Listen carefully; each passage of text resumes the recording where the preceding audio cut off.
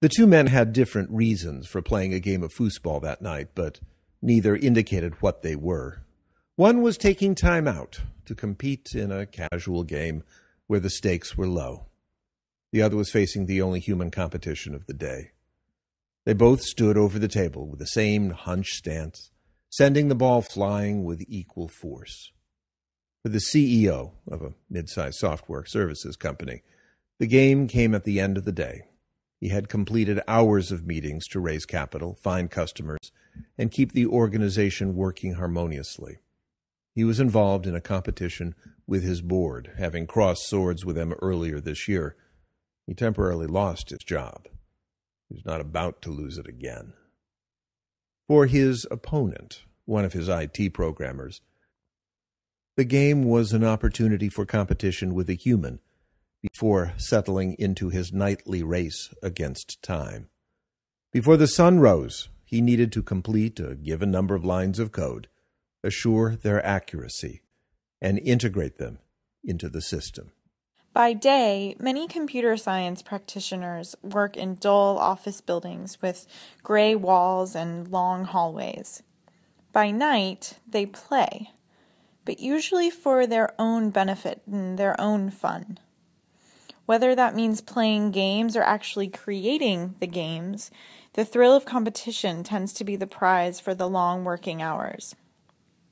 One computer science friend of mine recently demoed his new app and told me, why buy when you can code? He said he created this app just for fun. It's sitting in the store, but he doesn't really expect many to buy it. Of course, I'm thinking, that's what they all say. I mean, most wannabe technology tycoons have heard the stories of the Silicon Valley garages. Yet after spending time in the office or finding some other way to support the health of their bank accounts, the creative often find ways to compete against themselves. They ask questions like, can I make it and will it work? Will people like it? Will they find it useful?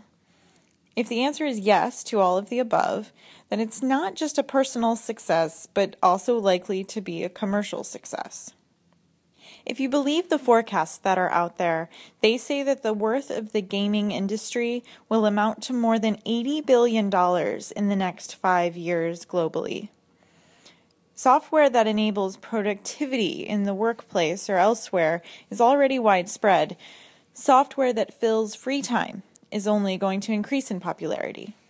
Gaming has an odd relationship with software and software engineering. Many individuals entered the field because they had played video games in their youth. Few probably realize that the work of designing and developing programming systems, even when those systems are video games, has little in common with the act of playing a game. Nonetheless, games and gaming seem to hover over software engineering, and our technical staffs turn to competition even when their jobs fail to provide it. Both foosball players that night cared deeply about the game's result. They cheered at each point and cursed each misplay. When the CEO scored the final goal in the waning moments of play, the programmer demanded a rematch, which would certainly happen when time, tide, and the demands of the software business calendar allowed. This is David Alan Greer for Aaron Diane Dumbacher and /.